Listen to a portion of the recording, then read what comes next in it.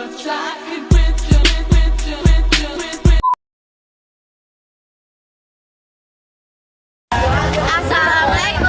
halo sadayana. Kumaha damang, di sadayana aya dina kayaan happy jeung sehat. Dinten ayeuna urang kumpul di dieu, teu seueun teu sanes. Dinten ngabagi inspirasi jeung nambah pengalaman. Ayo urang nikmati acara ieu kalayan semangat anu ecos.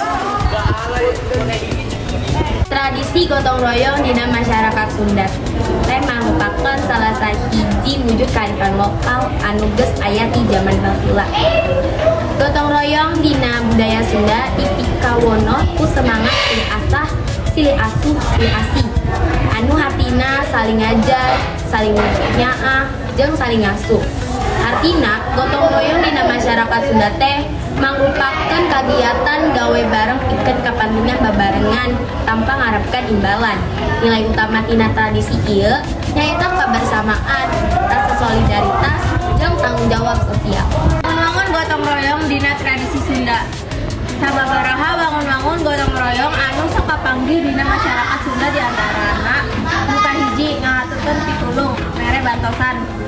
Warga silih bantu ka tatangga anu keur ngawangun tanah bantuan dina acara pernikahan atawa nalika aya musibah.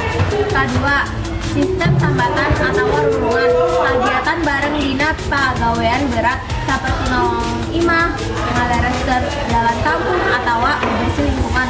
Katilu, gotong royong dina tatanen. Contohna ngahuma nyaeta pagawean tatanen di huma di mana para petani gawe babarengan menanam tanah nanam pare nepi ka panen.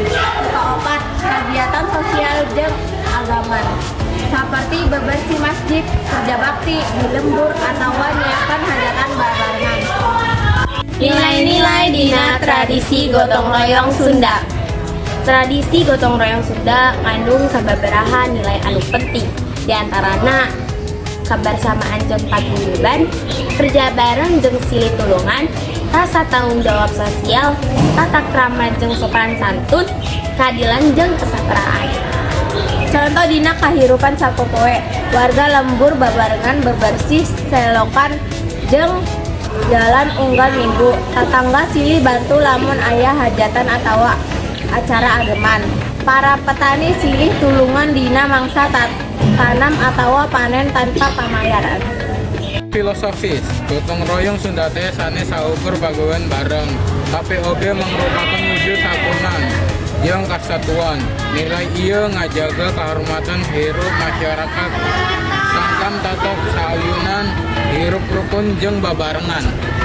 Sanajan kitu masih aya sababaraha tantangan dina ngalaksanakeun gotong royong saperti individualisme jeung komersialisme.